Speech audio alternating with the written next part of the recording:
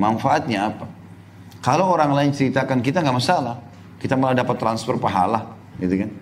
Biarin aja dia cerita, nggak ada masalah. Orang itu gibah saya, Ustaz, orang itu fitnah, biarin aja, senyum, bagus, dapat pahala kok. Kalau kita bisa nasihatin, nasihatin. Kalau dia tidak mau dengar, ya sudah gitu. Karena memang jelas-jelas seperti itu. Makanya saya pernah ceritakan, Hasan Basri atau Abdullah bin Mubarak rahimahullah, salah satu ulama tabi'in, pernah digibah oleh seseorang. Dia kebetulan baru beli kurma dengan tangkainya. Ini biasanya cukup mahal harganya, karena sama tangkai-tangkainya gitu. Maka dia bilang sama muridnya yang mendatangkan informasi itu, bawa ini ke rumah orang itu dan sampaikan pesan saya.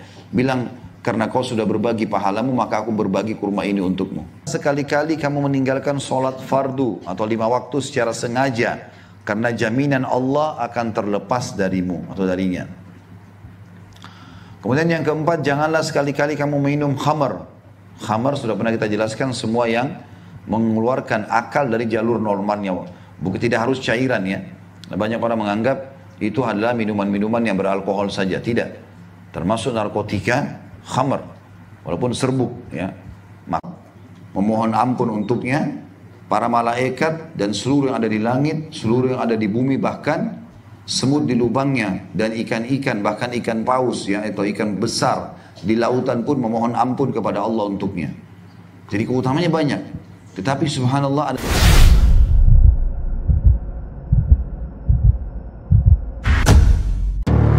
satu rahasia lagi tadi saya bilang, riya. Perhatikan kata Nabi SAW, orang yang mempelajari ilmu lalu mengajarkannya dan sibuk membaca Al-Quran, didatangkan ia pada hari kiamat dan diperlihatkan nikmat-nikmat itu, dan ia pun mengakuinya. Maksudnya nanti hari kiamat diperlihatkan, ini loh, kau pernah mengaji di tempat ini, kau pernah mengajar di tempat itu, kau pernah begini dan begitu, banyak jemaah yang datang, apalah segala macam ya. Maka dia mengakuinya, iya benar, ini sebenarnya saya kerjakan semua. Selanjutnya Allah bertanya, apa yang kamu berbuat dengan nikmat-nikmat itu?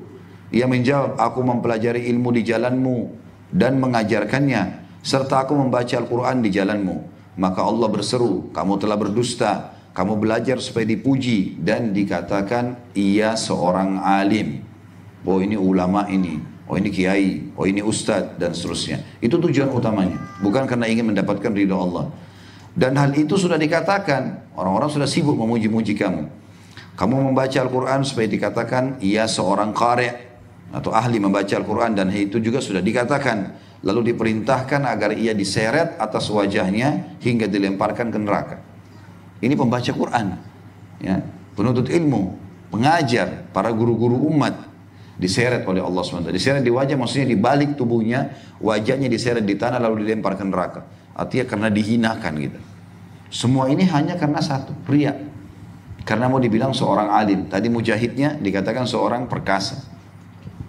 Golongan yang ketiga, kata Nabi SAW, وَرَجُلٌ وَسَّعَ اللَّهُ عَلَيْهِ وَعَطَاهُ مِنْ أَصْنَافِ الْمَالِ كُلِّهِ فَأُتِيَ بِهِ فَأَرَّفَهُ نِعْمَهُ فَعَرَفَهَا فَقَالَ مَا عَمِلْتَ فِيهَا فَقَالَ مَا تَرَكْتُ مِنْ سَبِيلٍ تُحِبُّ أَنْ يُنْفَقَ فِيهَا إِلَّا أَنْفَقْتُ فِيهَا لَكَ قَالَ كَذَبْتَ وَلَكِنَّكَ فَعَلْتَ لِيُقَالْ هُوَ جَوَادٌ فَقَدْ قِيلَ ثُمَّ أُمِرَ بِهِ فَصُحِبَ عَلَى وَجْهِهِ حَتَّى أُلْقِيَ فِي النَّارِ. Orang yang diberi kelapangan oleh Allah, ini golongan ketiga ya. Orang yang Allah berikan kelapangan, atau orang yang diberi kelapangan oleh Allah dan diberikan segala jenis harta, kaya raya. Didatangkan ia dan diperlihatkan nikmat-nikmatnya yang ia pun mengakuinya. Artinya dia pernah kerja, mulai usaha pertama, usaha kedua, tabungan pertama, sehingga sampai miliaran, sampai menjadi orang kaya raya. Bantu orang ini, bantu orang itu. Selanjutnya Allah bertanya, apa yang kau perbuat dengan nikmat-nikmat itu? Mobil yang banyak, harta yang melimpah, rumah yang luas, turunan yang banyak. Apa yang kau buat dengan semua itu? Ia menjawab, tidak ada satu sarana yang engkau atau satu kesempatan yang engkau suka aku infakkan atau berinfak di dalamnya, melainkan aku telah berinfak untukmu. Maka Allah berkatakan, kau dusta. Kamu melakukannya supaya dikatakan ia seorang dermawan. Hebat nih. Bapak ini suka bantu, Pak Haji itu, Ibu Haja ini, dan seterusnya. Ya. Kamu melakukan untuk dikatakan engkau seorang dermawan, atau ia seorang dermawan. Dan itu sudah dikatakan. Ya. Lalu diperintahkan agar ia diseret di atas wajahnya hingga dilemparkan ke neraka. Ya. Disebutkan dalam sebuah riwayat, Fahaula'i thalathatu awwalu khalqillahi tusa'aru bihimun naru yaumal qiyamah. Kata Nabi SAW, 3 orang tadi adalah makhluk Allah yang dengannya pertama kali neraka dinyalakan pada hari kiamat. Maksudnya, begitu dilemparkan sesuatu ke dalam api, maka makin membesar. Nah, lemparan ini ya diibaratkan 3 orang tadi atau 3 golongan tadi yang akan dilemparkan ke dalam api neraka. Dan semua ini teman-teman hanya karena tidak ikhlas. Ya. Makanya teman-teman semua kita harus faham masalah ini. Kalau syaitan pasti lintaskan di benak kita riya. Oh kamu, orang itu lihat kamu berdoa, orang itu bilang kamu begini, orang itu kamu bilang begitu. Itu pasti. Jangan bilang, oh saya berusaha saya tidak akan tergoda. Enggak. Pasti ada. Tetapi ya kita punya cara, yaitu menolak. Bisikan syaitan ditolak. Mirip dengan kalau teman-teman lagi tergoda dengan lawan jenis, kita punya semangat atau godaan syaitan untuk melanjutkan hubungan. Menelponlah, bicaralah, janjianlah, menciumlah, peluklah, ujung-ujungnya berzina. Tapi kita di sini pada saat godaan lagi datang, tugas kita berhenti. Kontrol diri, jangan, tidak mau. Ada kesempatan mencuri, di kantor ada uang tergeletak, tinggal ambil. Ada handphone ditemukan, tinggal ambil. Tapi enggak, ini Allah haramkan, tahan diri. Tugas kita, kalau ibadah segera kerjakan, kalau dosa segera berhenti. Nggak boleh kita lakukan.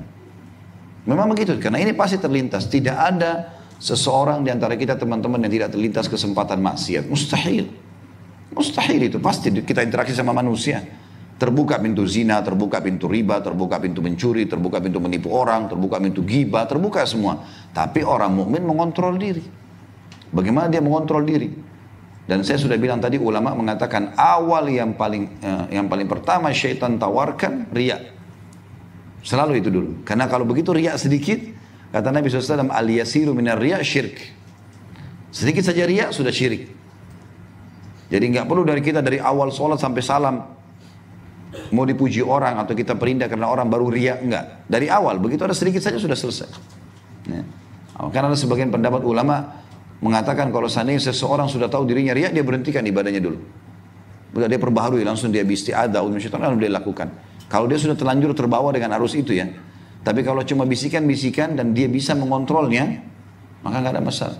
Jadi teman-teman sekalian, tugas kita kalau terlintas riya, terlintas bisikan syaitan untuk melakukan pelanggaran apapun, berhenti. Jangan iyakan. Ya, dia seperti seorang marketing yang menawarkan sesuatu. Kalau kita tolak, selesai. Gitu kan? Dan tidak mungkin tidak terlintas di benak kita. Pasti akan terlintas. Semua jenis syaitan ini pasti terlintas. Tapi orang beriman menahan diri. Ya. Bahkan kata Nabi SAW, berita gembira, man taraka syai'an lillah abdalahu khairan min. Siapa yang meninggalkan sesuatu karena Allah, dia punya peluang berzina, dia punya peluang menipu, dia punya peluang apa saja. Lalu dia tinggalkan karena Allah, Allah akan gantikan untuk dia sesuatu yang lebih baik. Allah akan berikan pahala, kebahagiaan. Berapa banyak orang meninggalkan perzinahan, Allah kasih pasangan yang baik, soleh dan solehah. Punya kesempatan. Dan ingat teman-teman, makin besar kesempatan di depan mata kita, kemudian kita tinggalkan, makin besar pahalanya. Sebagaimana juga dalam ibadah, makin berat kita melakukannya, banyak rintangannya, makin besar pahalanya. Ya, saya pernah kasih contoh itu. Jadi kalau misal teman-teman tidak ada godaan untuk zina, lalu kita tahu zina haram, saya tidak mau berzina. Begitu saja, ada pahala. Iya. Tapi kalau ada lawan jenis yang lagi ngejar-ngejar kita, terus telepon, terus WA, terus ajak, terus gini, godaannya besar. Dan kita bersabar, itu puncak pahalanya. Justru di situ pahalanya lebih besar. Dan itu masuk dalam sabda Nabi SAW tadi, siapa yang meninggalkan sesuatu karena Allah, Allah gantikan yang lebih baik. Itu juga dengan masalah ibadah.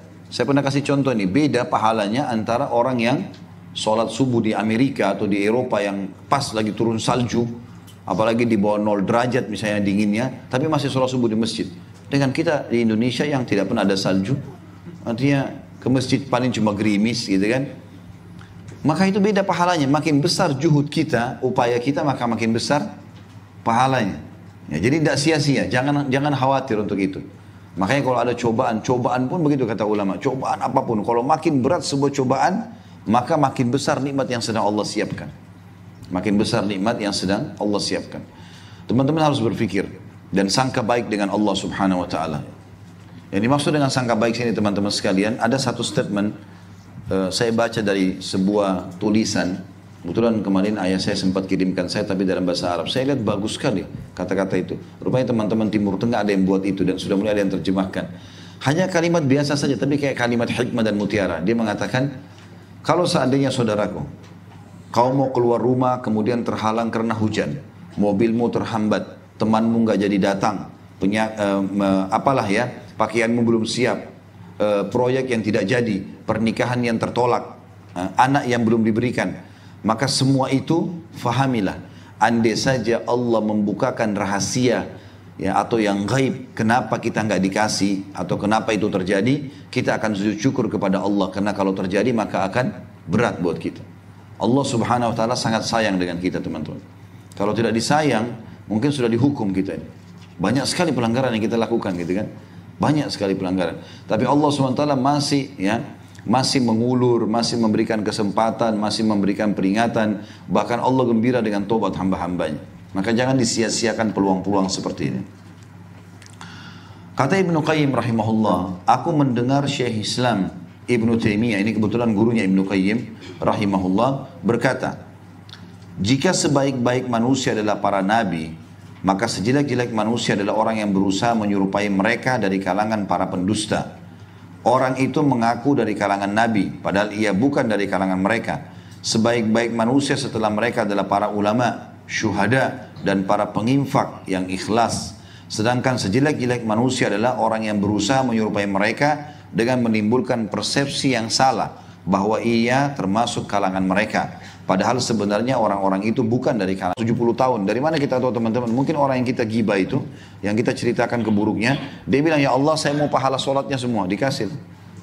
Mungkin yang kita pernah fitnah bilang, saya mau pahala hajinya semuanya, saya mau pahala sedekahnya semua, maka habis. Dan kalau sudah habis, maka otomatis diganti dengan dosa-dosa mereka. Karena kata sebagian ulama, sebesar apapun dosa orang lakukan, kalau dilihat faktor umurnya dia, misalnya dia 70 tahun, tentu juga ada kebaikan yang dilakukan. Tetapi makna yang diambil dari hadis adalah, di akhirat saking besarnya haknya orang yang kita zalimi tidak sempat minta maaf di dunia, itu sudah cukup menghabiskan pahala kita yang 70 tahun atau 50 tahun itu. Padahal sebenarnya perbuatan itu mungkin cuma sekian menit saja. Ya sudah tahu belum? Ini sudah tahu belum? Jadi gosip aja yang kerjanya tiap hari. Mau cari tentang keadaan orang. Teman-teman kalau dengar sesuatu ghibah tentang orang, tutup kupingnya, tinggalkan. Ya. Sampai Allah SWT menyuruh Nabi Muhammad SAW, kalau ada majlis orang yang bicara buruk, Nabi SAW disuruh berdiri, tinggalkan. Kata Allah, hatta yakhudu fi hadithin ghairi, sampai mereka mengubah pembicaraan. Kalau tidak, jangan duduk sama mereka. Ya. Dilarang kita duduk sama mereka. Ini juga pelajaran teman-teman, hati-hati karena akan menanggung dosa orang lain. Juga dalam hadis yang kedua tadi dikasih contoh, salah satunya adalah mengambil tanah satu jengkal saja sudah cukup untuk dia ditenggelamkan ke dalam bumi dengan 7 atau ke-7 lapisannya. Atau dia akan dihimpit, disiksa dengan bumi itu pada hari kiamat dengan kuasa Allah Subhanahu wa taala. Hadis selanjutnya adalah hadis yang disebutkan dalam Sahihain atau Imam Bukhari dan Imam Muslim. Menyebutkan hadis ini dari Abu Hurairah radhiyallahu anhu bahwasanya Nabi SAW bersabda, "Narukum hadhihi allati yuqidu banu Adam juz'un wahidun min 70 juz'an min nari jahannam." Qalu wallahi in kanat lakafiyah. Qala fa innaha qad fuddilat 'alayha bi 69 juz'an kulluhunna mithlu harriha. Api kalian ini yang kalian pakai dinyalakan oleh anak Adam untuk masak, untuk apa saja. Ya, dan sini sebagian ulama mengatakan termasuk api yang untuk menguatkan kaca, baja, segala macam yang sangat panas adalah satu bagian daripada 70 bagian neraka jahanam. Artinya neraka jahanam 70 kali lipat lebih panas dari itu. Para sahabat berkata, demi Allah, yang satu ini saya sudah cukup untuk menghanguskan. Maka Nabi SAW bersabda, sesungguhnya neraka jahanam dilebihkan panasnya 69 bagian dari ini, setiap bagiannya seperti panas api kalian. Artinya sampai sekian kali lipat lebih panas daripada api dunia. Ini juga peringatan dari Nabi SAW agar jangan sampai seseorang menganggap remeh api neraka. Karena ada orang begitu, biarlah saya masuk neraka dulu, toh juga orang muslim akan masuk surga. Iya, tapi dia tidak fikirkan masalah beratnya siksaan tersebut. Saya yakin kalau orang yang normal, teman-teman, dia tidak akan mengatakan, tidak apa-apa deh saya masuk penjara sekali, digebukin 1 hari, habis itu saya keluar. Ya itu kebodohan namanya. Kenapa harus disiksa? Kenapa harus menjadi orang yang tidak lulus kalau bisa lulus? Ya. Kenapa enggak menjadi orang yang sukses kalau memang bisa? Kenapa harus gagal? Gitu kan? Maka semuanya harus dikejar prestasi-prestasi yang terbaik. Hadis selanjutnya adalah hadis yang disebutkan dalam Musnad Imam Ahmad di jilid 5 halaman 238 dari Muadz bin Jabal radhiyallahu anhu, ia berkata, Rasulullah SAW pernah memberi wasiat kepadaku berikut ini, la tusyrik billahi syai'an wa in kutilta au hurrikta wa la ta'uqqanna walidayka wa in amaraka an takhruja an ahlika wa malik ولا تتركن صلاة مكتوبة متعمدة فإن من ترك صلاة مكتوبة متعمدة فقد برئت منه ذمة الله ولا تشربن خمرا فإنه رأس كل فاحشة وإياك والمعصية فإن المعصية تحل سخط الله. Kata Muadz bin Jabal, Rasulullah SAW pernah mengingatkanku dengan sangat jelas. Wasiat itu artinya tetap kau lakukan, fahami ini sekarang Muadz, ya, amalkan, dan juga setelah saya meninggal kau amalkan. Karena wasiat biasa diamalkan atau dijalankan sedang meninggal. Kata Nabi SAW, janganlah sekali-kali kamu berbuat syirik kepada Allah. Nah, kita sudah tahu perbuatan syirik adalah menyekutukan Allah Subhanahu Wa Taala atau mempartnerkan Allah dengan makhluknya. Ya, tidak boleh sama sekali. Meskipun misalnya dalam berdoa, dalam menyembeli, ya, minta kesembuhan, minta jodoh, minta keturunan, nggak boleh pergi ke dukun, pergi ke minta tolong sama syaitan, penjaga lembah dan segala macam. Itu syirik semuanya. Kata Nabi SAW, jangan sekali-kali kamu berbuat syirik kepada Allah, meskipun kau harus dibunuh atau dibakar. Nggak usah peduli dengan itu. Yang penting kau jangan sampai syirik. Ya. Ini ada riwayat lain yang menguatkan, kata Nabi SAW, telah masuk ke dalam neraka seseorang karena seekor lalat dan sudah masuk juga ke dalam surga karena seekor lalat. Seseorang yang lain masuk surga karena seekor lalat. Lalu kata sahabat bertanya, ya Rasulullah bagaimana itu?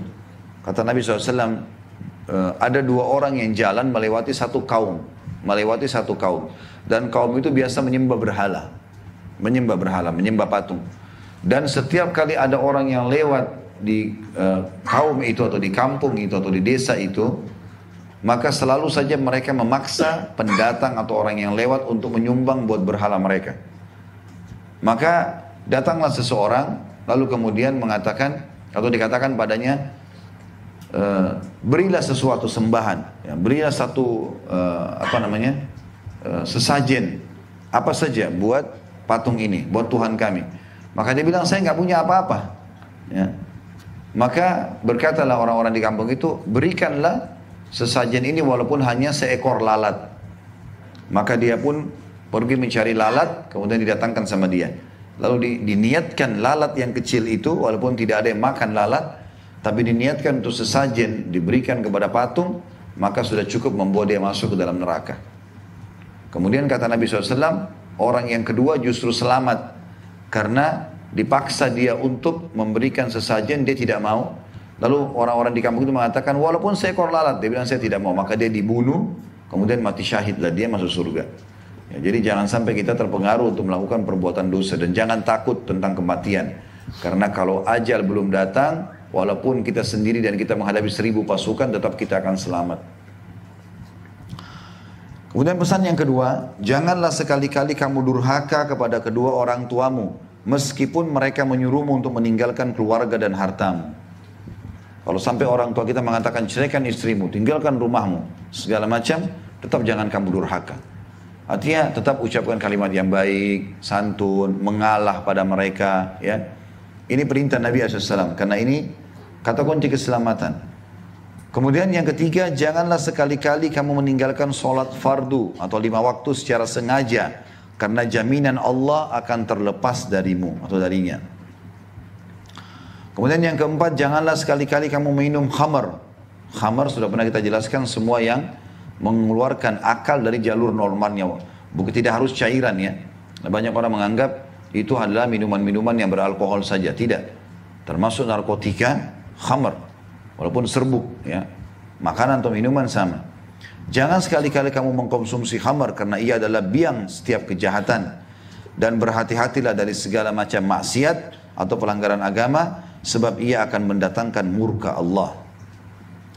Kata Ibnu Qayyim rahimahullah, jumlah hadis yang terkait dalam tema ini berkali-kali lipat lebih banyak daripada yang telah kami sebutkan. Oleh karena itu, tidak seharusnya orang yang menasihati dirinya berpura-pura buta terhadapnya, lalu menjerumuskan dirinya ke dalam maksiat, tergantung atau bergantung kepada tali pengharapan dan berbaik sangka. Artinya, dia buat dosa tapi dia mengatakan pasti Allah akan maafkan saya. Jangan bergantung pada itu. Tapi kita semestinya bergantung pada rahmat Allah dengan melakukan ketaatan. Abul Wafa bin Uqail berkata, kata Ibnu Qayyim rahimahullah, hati-hati dan janganlah tertipu. Sungguh tangan itu terpotong disebabkan pencurian 3 dirham. Hukum dera disebabkan sebesar kepala jarum dari khamr. Dan seorang wanita masuk neraka disebabkan seekor kucing. Sebuah pakaian berubah menjadi api bagi orang yang mengambilnya secara tidak sah meskipun ia terbunuh sebagai syahid. Nah, ini semua tentu ada dalilnya ya. Perkataan Abul Wafa ini mengatakan hati-hati dan jangan tertipu, atau jangan tertipu oleh syaitan. Karena tangan itu bisa dipotong karena pencurian hanya 3 dirham. Jadi kecil sekali ya. 15.000, 20.000 rupiah, 50.000 rupiah sudah cukup untuk dipotong tangan. Menandakan memang pencurian tidak boleh sama sekali, hukumnya haram ya. Jangan tertipu oleh syaitan, nggak apa-apa, ambil saja, nanti minta maaf, nanti taubat. Hukum dera, cambuk, disebabkan sebesar kepala jarum dari khamar. Kalau ada orang minum setetes saja khamar, itu sudah cukup untuk diderah. Kalau dia kedapatan. Pengambilan materi dan perusakan citra. Makanya ulama mengatakan dosa manusia ini 2. Kepada manusia ada 2. Yaitu dosa perusakan citra, seperti misalnya menggibah, gunjing ya, ceritakan keburukan orang, memfitnah, mencaci maki. Dan yang kedua materi, ngambil uang, ngambil tanah, ngambil rumah yang bukan haknya dia, buat sertifikat palsu lah, apalah segala macam. Ini semua masuk dalam pelanggaran yang disebutkan dalam hadits ini. Yang kedua, berkorbanlah dengan sesuatu. Aku tidak mau berkorban, kata orang yang kedua, dengan sesuatu untuk siapapun selain Allah. Maka mereka pun lantas memenggal lehernya dan ia pun masuk surga gara-gara itu. Ya, artinya begitu gampangnya masuk neraka, begitu gampangnya juga masuk surga. Justru kalau orang itu dalam keadaan bermaksiat, kufur kepada Allah, kemudian nikmat melimpah, itu malah istidraj. Jadi memang Allah berdayakan ya, buat dia terpedaya dengan itu sehingga dia tidak akan beriman, dia tidak akan taubat. Ya, jadi jangan jadi tolok ukur itu. Kok tetangga saya tiap malam ke diskotik masih sehat-sehat saja, nggak Allah matikan. Allah kasih istidraj itu. Allah kasih istidraj. Dan tidak usah merasa begitu, karena itu syaitan. Mestinya kita merasa alhamdulillah ya saya tidak lakukan itu. Mudah-mudahan Allah kasih dia hidayah dan seperti itulah.